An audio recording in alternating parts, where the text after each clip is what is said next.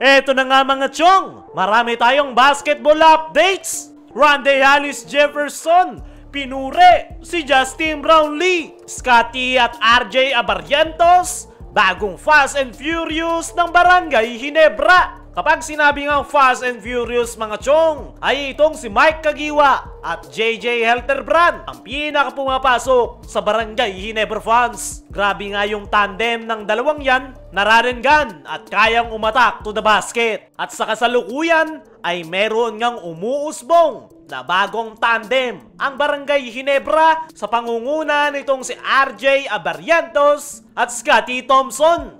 Solid nga yung performance na kanilang ipinapakita simula ng PBA playoffs, lalong-lalo na noong semifinals kontra San Miguel Beermen, kung saan ipinamalas nga nila yung kanilang chemistry at talent, kung saan nagko-complement nga sila sa isa't isa. Parehong unselfish player at kayang-kayang pumuntos. Kung si Scottie ang pupuntos, si RJ ang magtitimon. At kung si RJ naman ang pupuntos, ay mag-a-adjust naman si Scottie para magtimon ng kanilang opensa. Kaya naman, maraming Barangay Ginebra fans ang nagsasabi na itong tandem ni RJ Abarrientos at Scottie Thompson ang magiging panibagong Fast and Furious ng Barangay Ginebra. At agree nga ako dyan mga chong, dahil parehas nga silang mabilis, mataas ang basketball IQ, at ang pinaka-importante sa lahat ay pareho ngang mataas ang energy ang naiko-contribute nila sa kanilang kupunan. Kaya naman,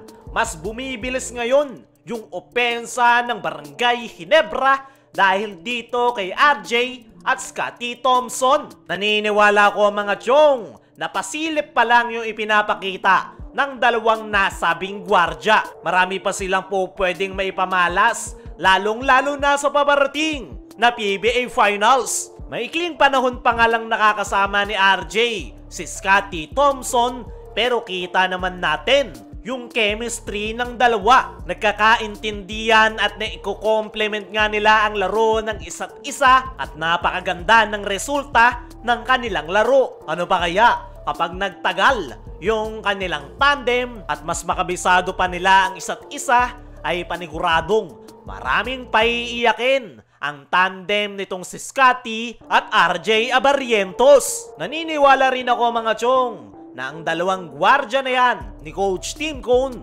ang pinaka magiging susi nila ngayong PBA Finals. Dahil sa tuwing ipinapasok ni Coach Tim ang isa sa dalawang gwardya na yan, ay nakakagawa ng malaking impact, lalong-lalo na kapag pinagsasabay na ito ni Coach Tim Cone. Pero ayon sa naging latest interview dito kay Scottie Thompson, ay para nga daw sa kanya ay hindi raw po pwedeng basta-basta palitan ang Fast and Furious tandem ng Ginebra. Kung maganda raw yung ginagawa nila ni RJ Abarrientos, ay malayong-malayo sa ipinakita noon ni Mike Kagiwa at JJ Helterbrand. Dagdag pa nga nitong si Scottie Thompson na irreplaceable yung dalawa niyang kuya at hindi na raw mabubura yung kanilang Fast and Furious tandem. Kung matatandaan nyo mga chong, si Mike Kagiwa at JJ Helterbrand yung naging mentor ni Scottie noong kanyang rookie days. Sila nga yung dahilan kung bakit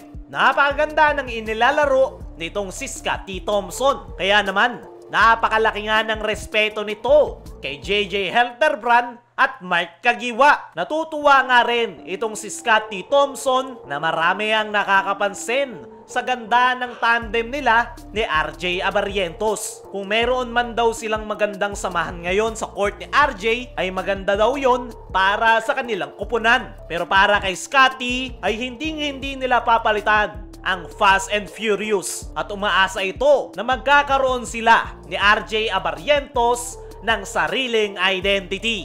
Dumako naman tayo dito sa kabilang balita. Rondae Hollis Jefferson, pinure si Justin Brownlee. Sa nakalipas nga na press con interview para sa paparating na PBA Finals kahapon, ay excited na nga ang lahat para sa magiging bakbakan ng dalawang kupunan. At isa na nga dyan, itong si Rondae Hollis Jefferson, at pinuri pa nga nito si Justin Brownlee kung saan ay isang araw itong better person on and off the court. At patunay na nga lang daw yung kanyang mga teammates, mismong si RHJ na nga raw ang magsasabi na isa raw mabuting tao si Justin Brownlee.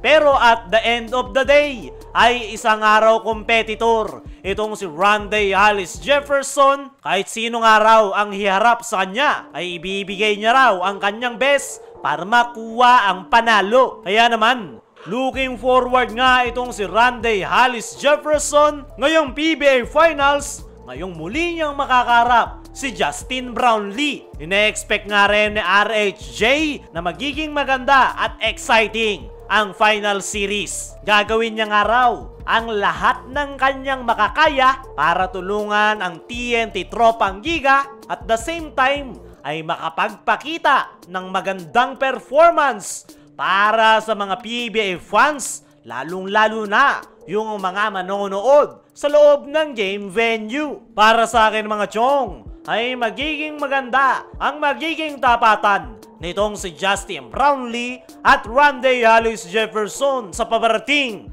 na PBA Finals. Parehas nga silang mahusay na import at parehas nga nilang gustong makuha ang kampyonato para sa kanilang koponan. Pero magkakatalo na lang talaga yan kung papaano nila tutulungan ang kanilang koponan ngayong Best of 7 Final Series. Kayo mga chong, ano ang masasabi nyo dito kay Rondae Hollis Jefferson? Pati na rin sa tandem ni RJ Abarrientos at Scottie Thompson. I-comment mo lang dyan sa ibaba